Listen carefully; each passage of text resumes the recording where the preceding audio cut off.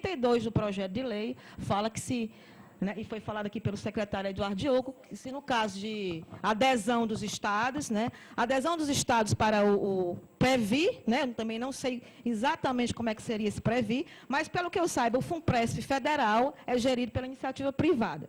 Bom, então, realmente, eu não consegui entender essa questão do PREVI. Realmente, eu queria maior esclarecimento em relação até ao projeto de lei, quando fala do agregamento ao fundo, o artigo 32 do projeto fala sobre isso, o agregamento à União, né? Então, será que é um fundão da União que vai agregar os estados? Não é? Bom, é uma dúvida que a gente tem, certo? Bom, a questão dos 20%, só vai atingir a 20% dos servidores, né? A gente acredita que isso realmente, né, é uma coisa que a gente pode questionar. Por quê? Há um tempo atrás, o teto do INSS era 20 salários mínimos. Hoje ele é 6. Ele está caindo a cada dia. Por quê? Porque ele está sendo defasado. E ele vai cair mais ainda, daqui a pouco vai estar 2 salários, 3. Era 20, passou para 6. Entendeu? Então, outra coisa, né? A gente sabe que quem é que ganha mais de R$4.000, R$4.159? São os professores universitários, né? São os juízes, são os advogados, são os promotores, são os procuradores do Estado, que conseguiram, através de muita luta, aumentar os seus salários. Então, logicamente, que com, né, essa mudança, que a gente espera que haja uma negociação realmente, a gente sabe que vai haver uma fuga de talentos. Quem é a pessoa que estuda anos, se dedica para tentar melhorar de vida? Eu posso dar um exemplo, porque eu também comecei, eu era terceirizada e mudei, fiz um concurso público e hoje sou servidora pública com muita honra. Então, eu mudei a minha vida. Então, qual o estímulo que tem um servidor para procurar ganhar um salário maior, se ele não vai ter a garantia da sua aposentadoria? Duas coisas que estimulavam o servidor público a entrar, fazer um concurso público, que, aliás, nós precisamos, a questão do concurso público é uma coisa que também tem a ver com essa questão, né? A questão da falta de concurso público. Então, a partir do momento que eu não tenho a garantia que vou receber minha aposentadoria, por que eu não tenho a garantia? Porque isso previdência complementar, são fundos que são investidos no mercado. Você pode investir e dar certo, e pode investir e não dar certo.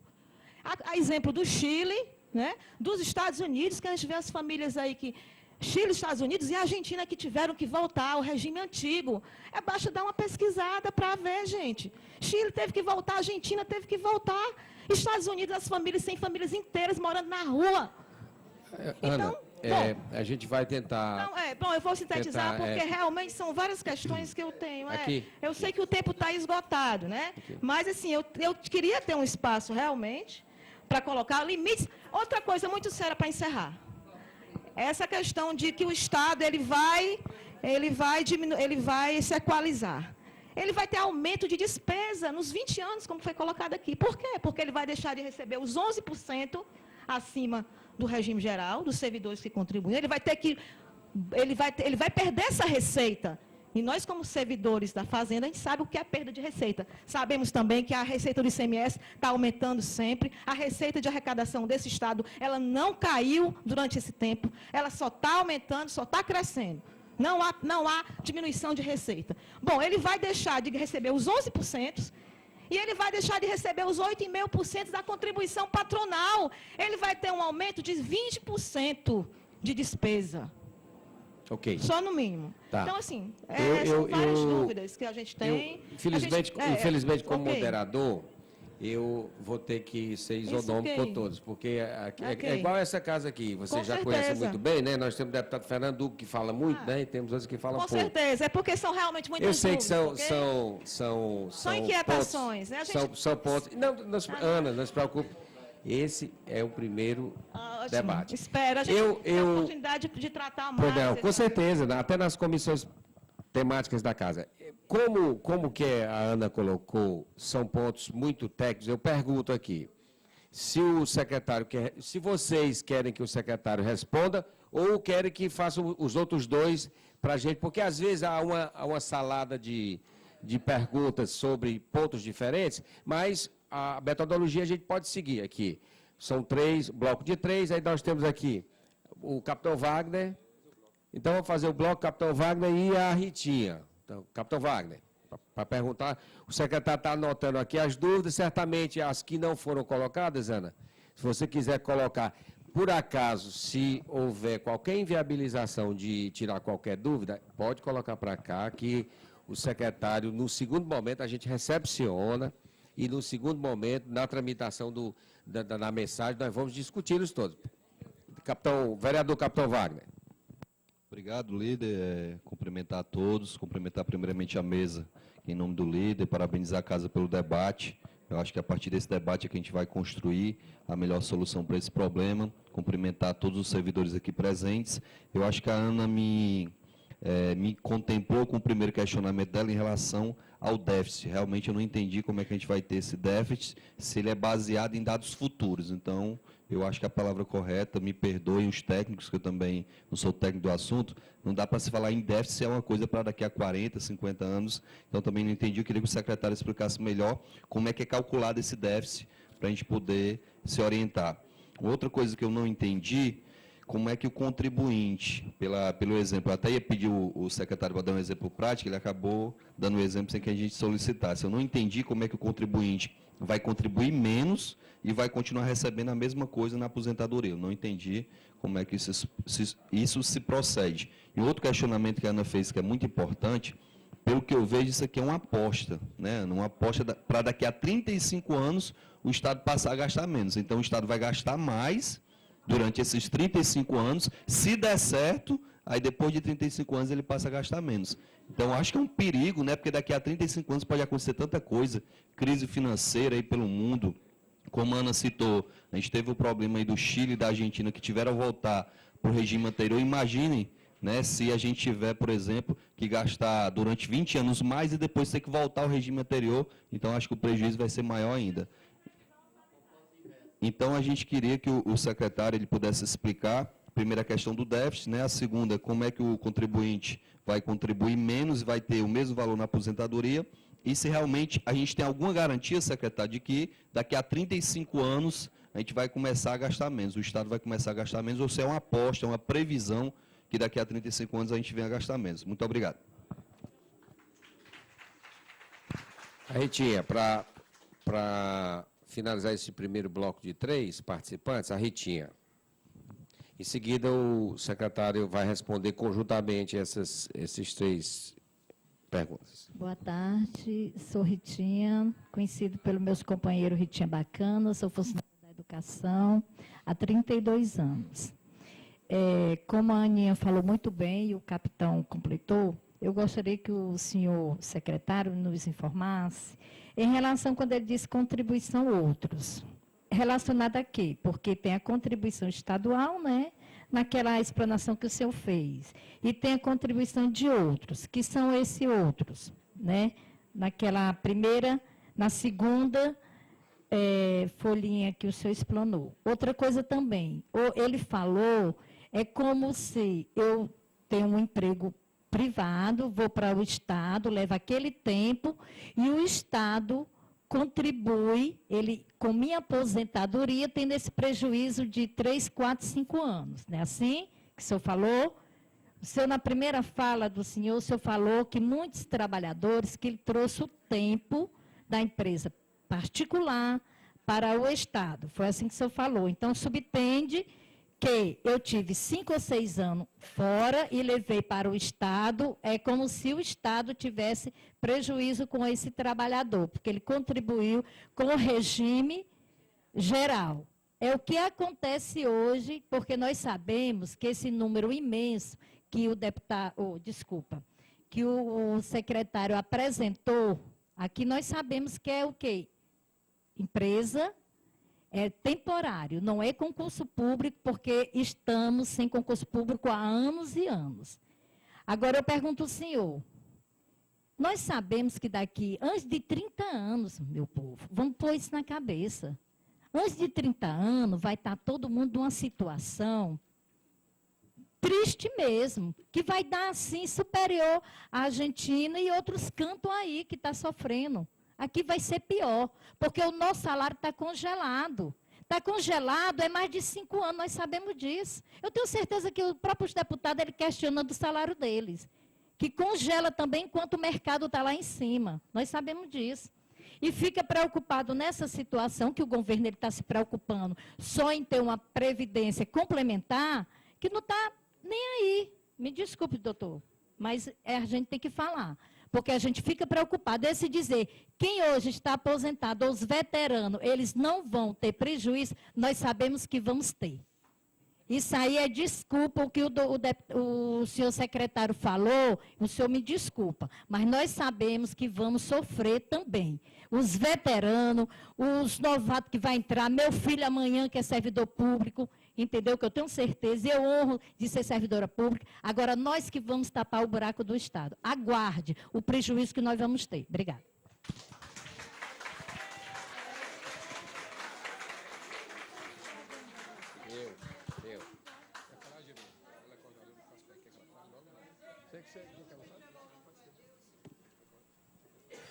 Jerusa quer falar logo? Que a gente tinha acordado.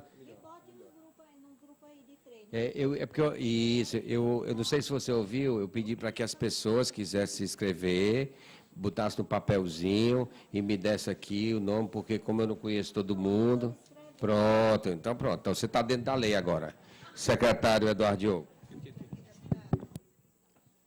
Ritinha, venha para cá, Ritinha, para eu poder ver você. Eu fico com saudade sua, você fica aí longe.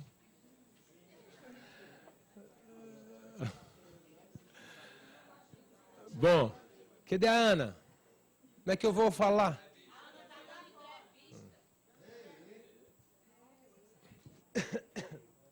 A Jerusa pode fazer a pergunta e é o tempo que a Ana É o volta? seguinte, claro, eu entendi que a Ana ela é a pessoa mais, eu diria, turbinada emocionalmente sobre esse assunto, e eu acho importante, já que ela perguntou ao secretário perguntas muito técnicas, inclusive replicou o capitão Wagner e a Ritinha.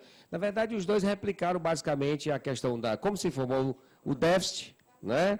E a questão do se vai ser um fundo privado ou não. Então, aproveitando aqui, enquanto ela dá a entrevista, vou aqui ceder, porque ela já tinha me pedido, eu tinha esquecido, a Jerusa, para fazer a colocação dela e esperando que a Ana venha para que a gente possa dar a palavra para o secretário. Ok.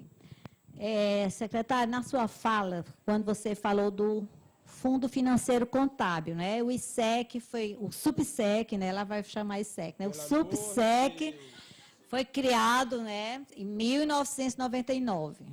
Depois foi criado, ele tem uma pessoa jurídica, né, o CNPJ, foi criado o Fundo Financeiro Contábil, né?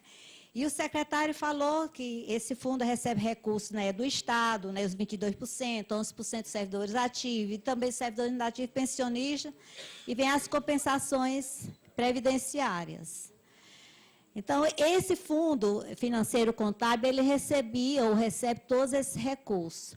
Como é que era feita a gestão desse fundo, que chegou, que está com essa previsão de um déficit de quase 39 bilhões, não é isso? Aí, outra coisa, quando o secretário fala que o fundo vai ser totalmente, a gestão dos fundos, os 3 fundos, vai ser totalmente pelo Estado. Mas eu acho que no artigo 17, ele fala que pode ser, tem instituições que podem ser credenciadas dentro de critérios técnicos, eu entendo que é uma licitação. Isso aqui me parece com o cartão ABC, né, essas coisas, certo? Pronto, eram essas 2 perguntas.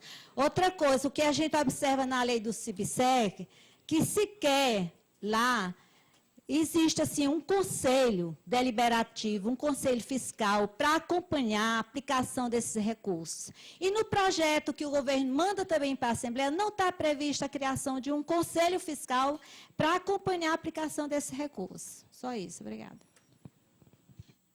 Desculpa aí, só um momento. Quando a Ana cita o exemplo da China e da Argentina, gente, do Chile, vamos citar aqui o exemplo de Maracanaú. Ontem tinha servidores aqui de Maracanaú que disse que o regime de previdência lá mudou do próprio para o geral. Passou 2 anos no geral, voltou para o próprio. Gente, pelo amor de Deus, está aqui um exemplo de Maracanaú. Bom, primeiro, muito obrigado aí às 4 intervenções. eu quero, assim, inicialmente dizer, apenas reiterar as palavras do deputado Sarto, quando ele disse, essa discussão ela não se esgota aqui, ok? Isso é um primeiro momento. Hoje nós ainda estamos em que dia é hoje? 7 de março. A gente tem bastante tempo. Eu, inclusive, já marquei uma reunião nossa da MEMP para o dia 26 de março, lá na CEPLAG, às 11 horas, terça-feira, para a gente poder também conversar. Então, haverá diversos outros momentos.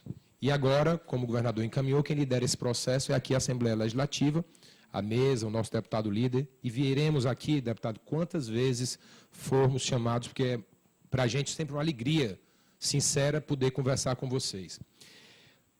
Posto isso, a gente tem que imaginar o seguinte, vocês lembram daquela guerra que todo mundo conhece, que é a Guerra do Vietnã, aonde os Estados Unidos levaram uma grande peia dos vietnamitas.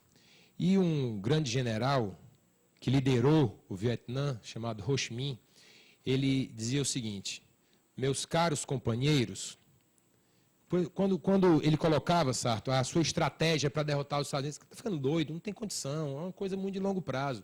Dizia, meus caros companheiros, em 100 anos, todos nós estaremos mortos, mas o Vietnã estará vivo. Então, nós não podemos fazer uma discussão da profundidade da discussão que está posta, pensando e olhando e utilizando o polegar. Que o polegar é quando a gente está voltado para a gente. Vamos pensar um pouco mais no indicador e olhar o todo e olhar as futuras gerações. A gente tem, obrigatória e necessariamente, primeiro por um instrumento legal, uma norma legal, senão o Estado do Ceará vai ficar inadimplente. Segundo, por uma questão de sustentabilidade, nós temos que promover ajustes. Será que é difícil a gente entender que se a gente continuar pagando a previdência das pessoas que já se aposentaram com o dinheiro do atual, não dá para a gente entender que isso não é sustentável, não? É difícil a gente entender que isso é uma bicicleta? E na hora que a gente parar de pedalar, vai todo mundo cair? Você tem condição de lidar com as suas despesas no dia a dia, o tempo inteiro pegando novos empréstimos para pagar despesas do dia a dia? Não tem condição. Não é sustentável. Não é sustentável. Então, é absolutamente fundamental e eu acho natural que as dúvidas sejam as mais diversas possíveis. Mas a gente tem que ter um entendimento que existe boa vontade e sinceridade de propósito por parte das pessoas. Porque se eu entender que tudo que a Ritinha, que é uma querida amiga, tudo que ela está dizendo é um assunto que não condiz com a realidade, eu jamais vou conseguir ter uma relação salutar com ela. Porque eu vou ser absolutamente refratário a tudo que ela falar. Pelo contrário, eu entendo que tudo que ela fala é de bom senso, é de boa vontade. A gente pode divergir, mas a sua disposição é boa. Você tem uma boa vontade, uma boa intenção nas suas palavras. Posto isso, que eu acho que é uma premissa nossa, nós temos aqui algumas questões que foram levantadas pelos quatro. A Ana colocou a privatização dos recursos públicos. Bom, vamos deixar claro o seguinte. São, dentro da proposta, 3 fundos a partir de 1º de janeiro de 2014. Um é o prévio militar, diz respeito aos militares, contábil e financeiro, não muda nada. O outro diz respeito aos atuais e que ingressarem até o final de dezembro. Ok? Esse também não vai mudar nada. Não adianta, Ritinha, você dizer que acha que vai mudar, porque não vai. Mas eu vou respeitar você dizer isso, mas eu vou dizer do outro jeito que não vai mudar. Tá? Então, não vai mudar. Não vai mudar nada. Ninguém vai se prejudicar. Não muda nada, não altera para o atual servidor. Não altera para aquele que for nomeado até o dia 31 de dezembro do corrente ano. Está lá dentro do FUNAPREV. Para os novos, a partir de 1º de janeiro de 2014, entra o PREVIDE.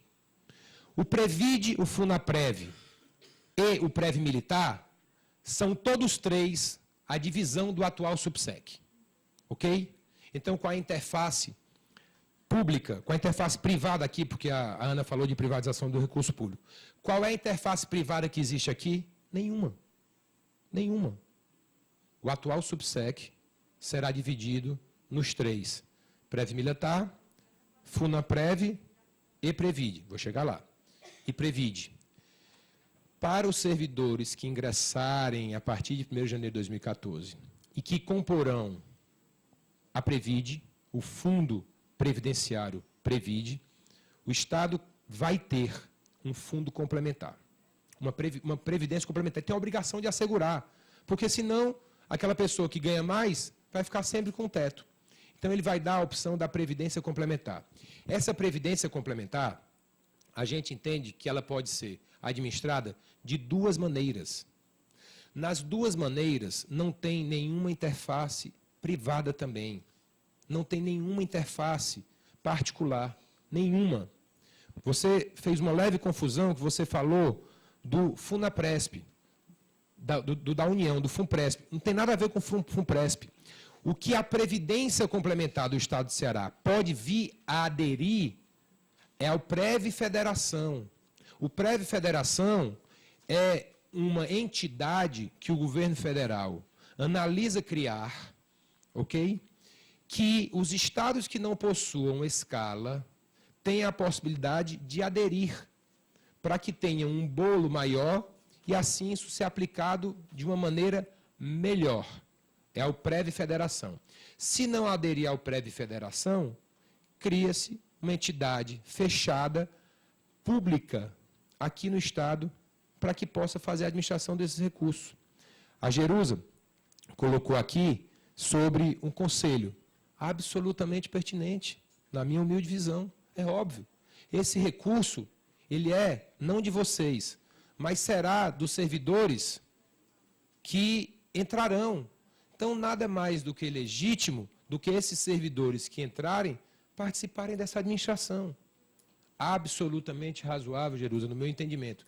São os aperfeiçoamentos, pessoal, que a gente faz ao longo do processo, ao longo do caminhar.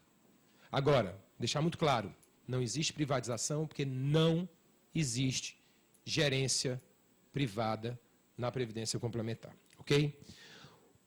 Você mencionou aí que só atinge 20% dos servidores, eu já deixei claro que não atinge ninguém atual e nem que ingresse. Apenas fizemos uma analogia em se mantendo um quadro atual, a proporção atual seria algo em torno de 1/5 dos servidores. O nosso vereador Capitão Wagner, assim como a Ana, assim como a Ritinha e assim como a Jerusa, mencionaram a questão do déficit atuarial. A questão do déficit atuarial, a gente pode aqui dar uma pincelada nesse assunto. Mas eu faço questão de termos uma reunião para discutir tecnicamente o assunto. Você pode ver todos os profissionais que você queira, a gente vai ter todos os profissionais da CEPLAG, da parte de Previdência, que é coordenada aqui pelo Robson, à disposição. Mas é muito simples, você prevê as receitas que você vai ter e você prevê as despesas que você vai ter. E esse cálculo é um cálculo atuarial, tá certo? Que é feito por técnicos. Não existe, pessoal, nenhuma interface política nesse assunto. Esse déficit é apenas para que a gente possa ter noção do tamanho, da relevância da nossa discussão. Contudo, ele não é o fator determinante, porque o fator determinante é a gente estar regular com a União e a gente garantir a sustentabilidade das finanças do Estado, a gente garantir a aposentadoria dos presentes, a gente garantir a aposentadoria dos próximos e a gente garantir a capacidade de investimento do Estado. Porque eu sempre digo, o servidor público, e vocês não são parceiros, vocês são aliados estratégicos do governo do Estado, os servidores públicos é o maior aliado que cada governo tem para poder fazer chegar à população o serviço que o Estado tem a obrigação de prestar. Mas é essa população que é o alvo das nossas políticas públicas. A gente não quer nem nunca vai ser esse nosso objetivo, é a gente ter um Estado que não tenha capacidade de melhorar a qualidade de vida das pessoas. Então, a gente tem que sempre que ter isso em mente. A Ritinha também perguntou sobre os outros. O que é os outros naquela tabela que estava ali? Os outros é aquilo que eu tinha mostrado na tabela anterior. A gente tem o Estado e a gente tem dos outros a contribuição dos 11% dos ativos, os 11% dos servidores inativos, tanto pensionistas como aposentados, sobre o que excede os 4.159, e a gente tem aquele que é resultado das compensações previdenciárias. O que é as compensações previdenciárias é aquilo que eu expliquei. A pessoa, um servidor, não estava necessariamente, Ritinha, em nenhuma empresa pública, em nenhuma sociedade de economia mista do Estado, não. Ou mesmo, tá certo, numa autarquia, como o IPES, que tem seletista lá. Não estava necessariamente em nenhuma dessas. Podia ser uma pessoa de uma empresa absolutamente privada, que nunca teve nenhuma interface pública. Se essa pessoa faz um concurso, ele leva para a sua aposentadoria o tempo que ele contribuiu para o INSS. E quando ela se aposenta, se ela aposenta pelo regime próprio, o regime próprio vai pagar a totalidade da sua aposentadoria. Só que só é devida parte, porque parte ele contribui para o regime geral. Então, o regime próprio vai lá para o regime geral e fala, olha, regime geral, está aqui, eu estou pagando a aposentadoria desse servidor, só que ele contribuiu durante um período de tantos anos, no valor de tanto, para o regime geral. Então, me ajuda aqui a pagar a aposentadoria dele. E a esse nome dá-se o nome de compensação previdenciária.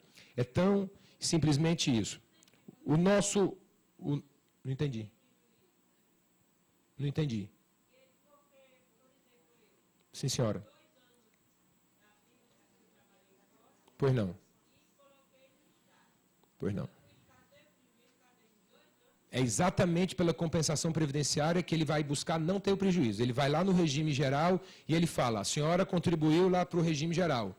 Aí ele vai pagar o conjunto da aposentadoria para a senhora, mas ele vai dizer ao regime geral que parte da sua aposentadoria ele não recebeu para pagar. Então ele vai lá no regime geral e pega. De jeito nenhum. É a compensação. É a compensação. É exatamente a compensação previdenciária. Bom, o nosso vereador, capitão Wagner, também falou aqui se isso seria uma aposta, né? Essa questão que eu falei para vocês.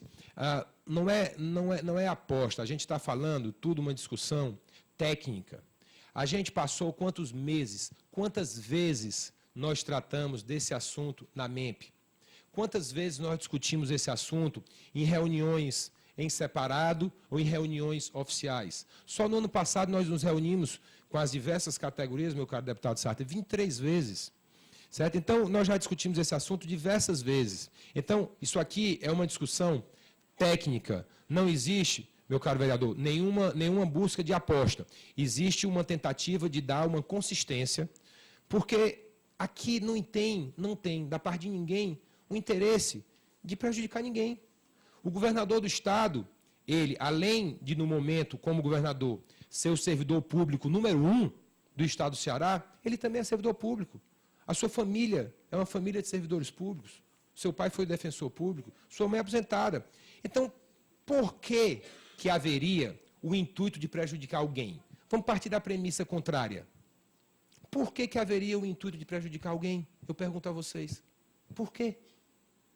Então, é óbvio, é lógico, que essa premissa ela é plenamente distorcida.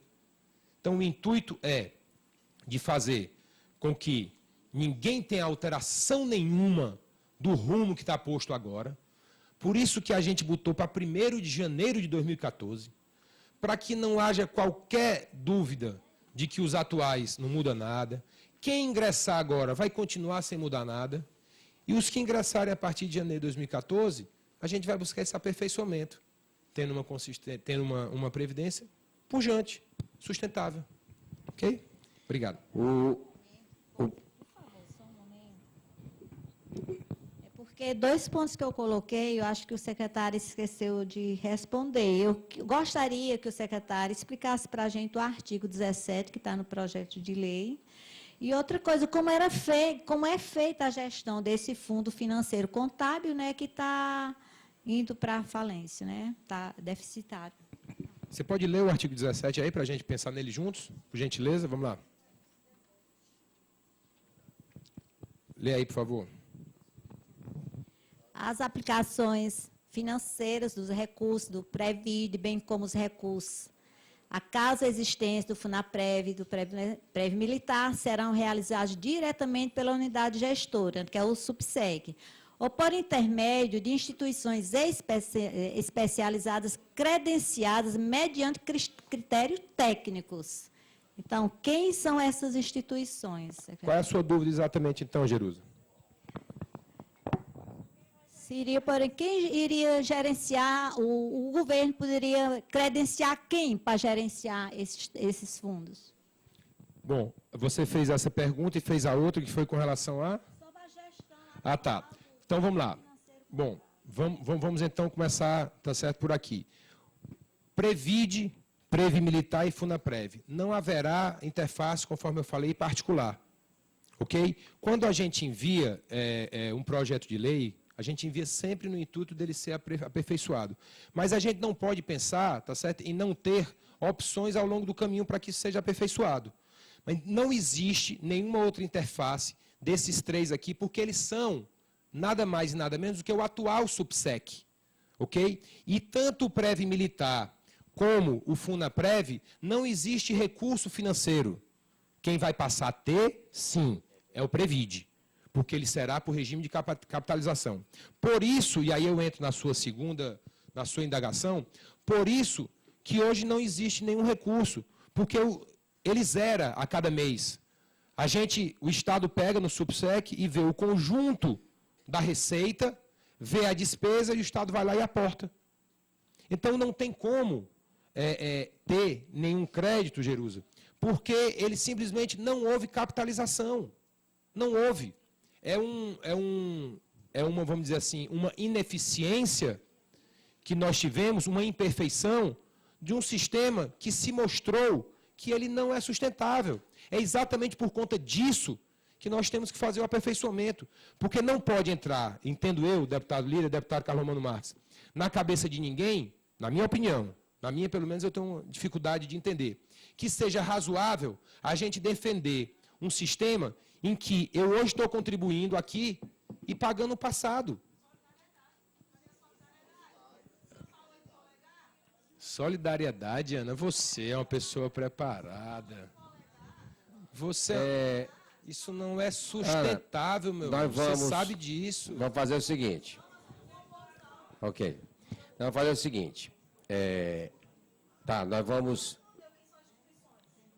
vamos fazer o seguinte. Eu vou... Para não monopolizar... Só um minuto. Para não monopolizar esse diálogo, para ficar aqui praticamente monólogo, quem não se sentiu contemplado, a Ana já falou, o Wagner já falou, eu vou dar oportunidade ao próximo bloco que se inscreveu, a gente tem que ter respeito aos outros. Ok? Quem se inscreveu vai falar.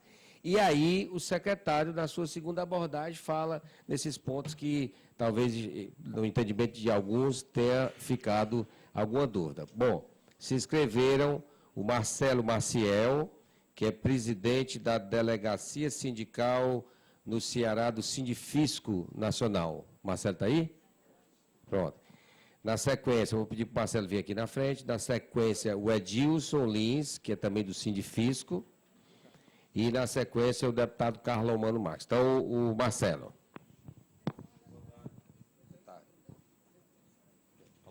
Alô?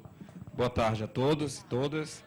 Boa tarde, secretário. Bom, nós, como representantes aqui no Ceará dos auditores fiscais da Receita Federal do Brasil, tivemos a oportunidade de participar desse debate em relação à criação de fundos de previdência complementar, quando da implantação pelo governo federal do FUNPRESP. E, então, dito isso, eu gostaria de colocar aqui algumas coisas que, para mim, não ficaram muito claras na sua explanação e também gostaria de contraditar algumas coisas que foram colocadas aqui pelo senhor. Bom, em relação a essa questão do déficit, que é um argumento bastante utilizado aí pelos governos quando estão fazendo essa discussão, foi colocado pelo governo federal, agora foi colocado aqui novamente pelo senhor como representante do governo do Estado do Ceará, não foi colocado aí no quadro quanto custará essa transição, né? Porque a gente sabe que, como o senhor mesmo colocou, isso vai durar 35 anos para se tornar sustentável. Eu gostaria de saber quanto vai custar, porque a receita vai diminuir, uma vez que os novos, a ingressar no sistema, eles não contribuirão mais para o pagamento dos atuais aposentados. Então, quanto vai custar esse custo de transição, porque isso vai aumentar a despesa do Estado. Gostaria também de saber se o senhor acha que não é incoerente, porque o senhor colocou aqui o seguinte: não, mas isso vai atingir apenas 20% dos atuais, dos novos servidores, né? Então, por que desmontar um sistema todo, tá? Porque, pelo que eu tenho conhecimento, não existe em nenhum local estudos que comprovem que esse sistema de capitalização ele é mais sustentável do que o atual sistema, tá? Então,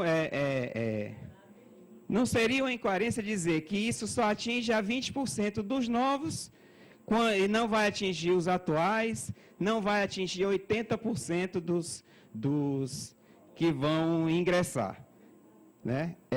Bom, por fim, eu gostaria de dizer o seguinte: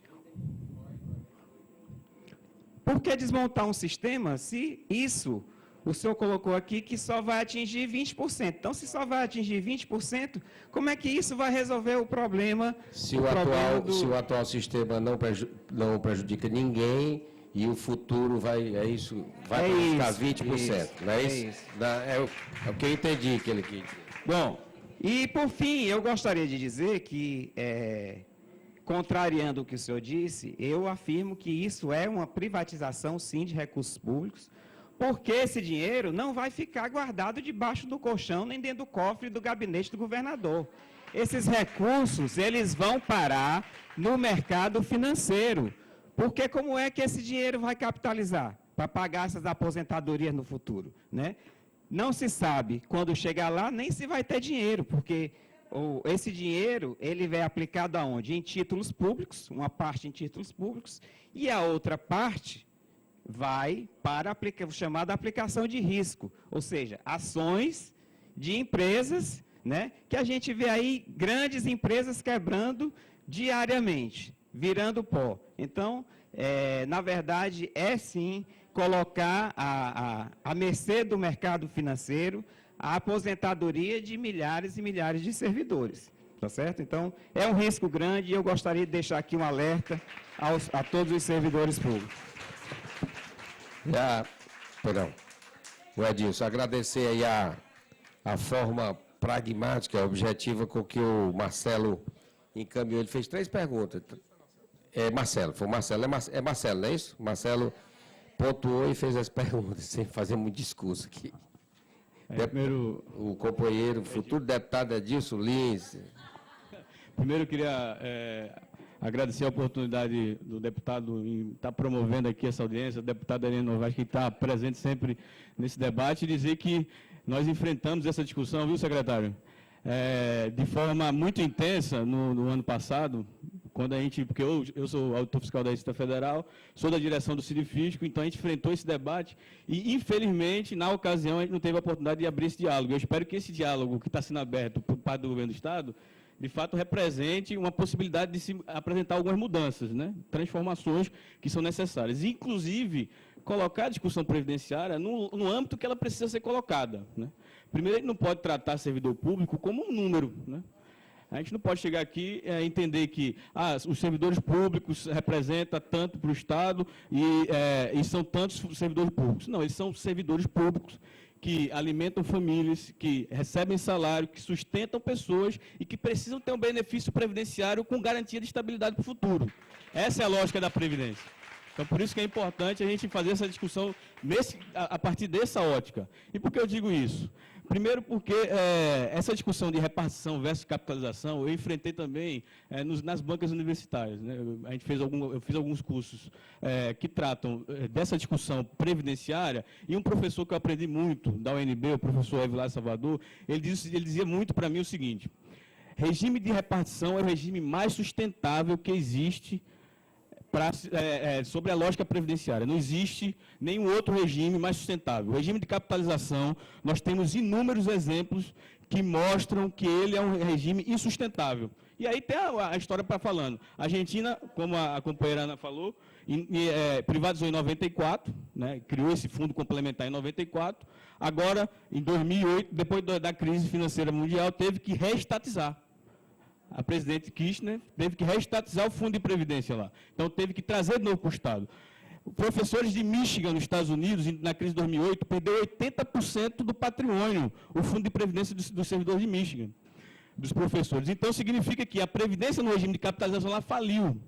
Então, eu quero dizer o seguinte, quando a gente está colocando esses exemplos, mostra que a repartição, muito pelo contrário, nós temos uma geração que financia, uma geração que hoje é ativa, então hoje eu sou ativo, e financio hoje uma geração que está aposentada, inclusive, até porque eu compreendo, sobre a ótica de solidariedade, que tudo que eu tenho hoje, por exemplo, um órgão na Receita Federal, que de certa forma é reconhecido pela sociedade, que tem uma legislação que de certa forma ampara para que a gente defenda o interesse público, foi construído por essa geração que hoje está aposentada. Então, eu tenho que financiar, pela ótica da solidariedade, aquela geração que está aposentada.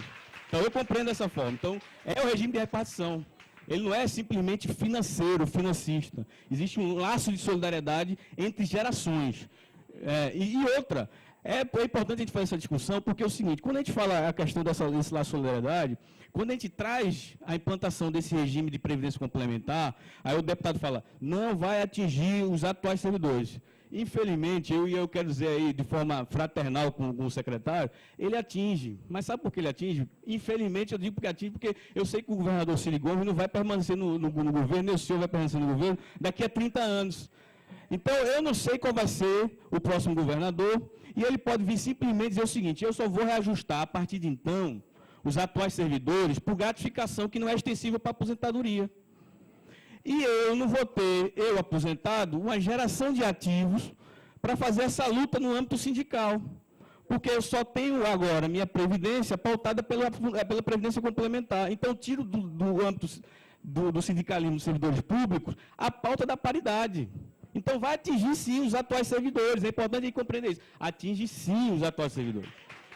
Então, essa é a lógica. Infelizmente, por mais que eu diga que o senhor está com essa intenção, mas eu não sei qual é o futuro governador, não sei qual é o futuro secretário de planejamento. Então, infelizmente, ele pode chegar a dizer, não, vou só reajustar através de gratificação não extensiva para aposentados. E não vou ter uma geração de ativos para defender esses aposentados. Por quê? Porque eu sou ativo, meu regime de previdência é complementar, para que eu vou estar fazendo greve, por exemplo, para defender paridade para aposentado. Porque eu quando eu estiver lá. Não, eu sou professor, sou auditor fiscal da Receita Federal. Eu sou formado em administração e com especialização em tributação. E aí a gente estuda a previdência também na questão da tributação. E por último, eu queria só fazer uma correção, viu, deputado, secretário? Quando o senhor fala com relação à questão da contribuição, que não vai existir quando o servidor se aposentar, aquele que se aposentar sob o regime do Fundo de Previdência Complementar, não vai ter a contribuição que existe hoje, que foi estipulado pela emenda 41, quando aposentado, aqueles 11% acima do teto, não é isso? 11% acima do teto do regime geral, ela vai continuar existindo, infelizmente, por uma determinação constitucional. Né? Quando a gente teve a votação da emenda 41 lá em 2003, o parágrafo 18 do artigo 40, ele diz que é obrigatório que exista essa contribuição para todos os servidores do Estado, União e municípios, independente de ele estar no Fundo de Previdência Complementar ou não. É só essa correção para que a gente também coloque essa discussão também, assim, não, é uma determinação constitucional, infelizmente ela foge da nossa vontade. Lá a Constituição Federal ainda vai continuar existindo, mesmo para o servidor público que se aposentar sob a ótica do regime de previdência complementar, a contribuição de 11% acima do teto do regime geral. Essas são as minhas contribuições. Eu queria...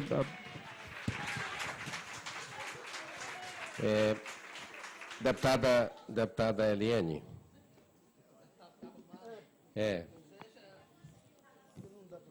Deputada Eliane fez uma pergunta aqui com o deputado Carlomano.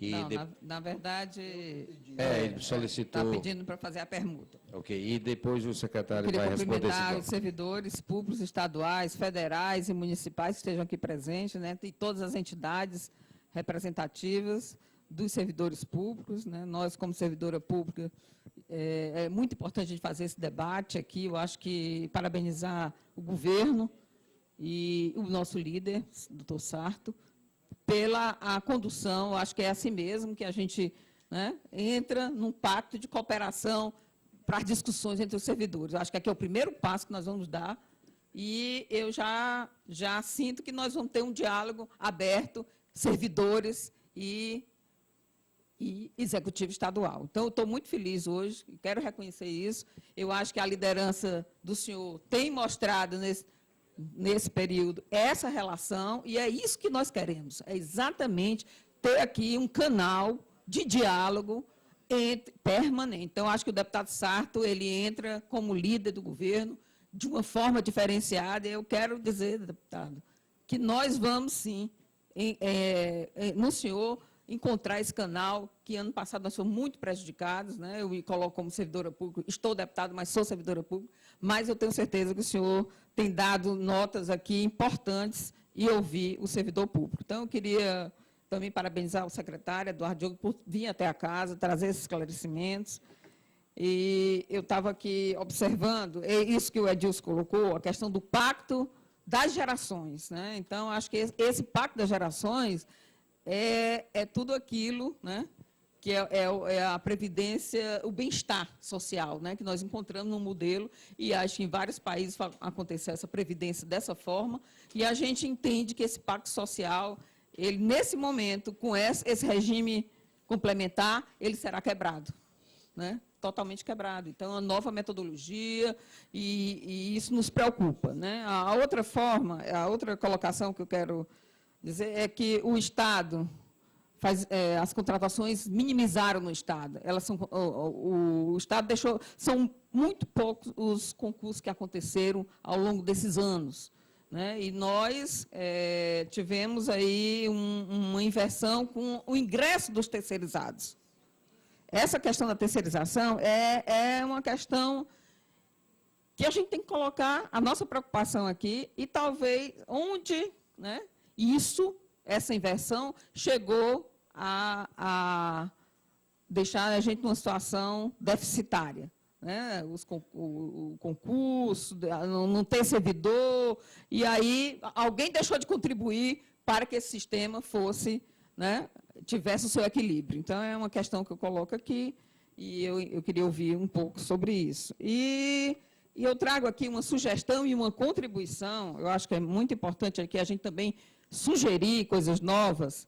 E ontem, naquele seminário que aconteceu aqui, eu tive esse cuidado e recebi do doutor Manuel Isidro essa contribuição, e eu quero compartilhar com todos os servidores e com o secretário, que o Tribunal de Contas do Estado pode ser um grande aliado nosso. E eu acho que ele vai cumprir esse papel, né, juntamente conosco, o Ministério Público e o Tribunal de Contas do Estado do Ceará, a partir de agora, podia estar presente nas nossas discussões para a gente garantir, né, que essa conversação, que toda essa discussão a gente possa fazer. Inclusive, tem aqui um checklist, né, para o Tribunal de Contas. Isso está acontecendo na Paraíba, e a gente pode trazer esse modelo também aqui, na hora da gente fechar o nosso ideal modelo, que atenda aos servidores públicos e atenda ao Estado também, que nós vamos encontrar uma fórmula, né, que é isso que nós estamos aqui buscando. Não é bater no governo, não é isso, é encontrar um regime, né, que atenda. Não, é porque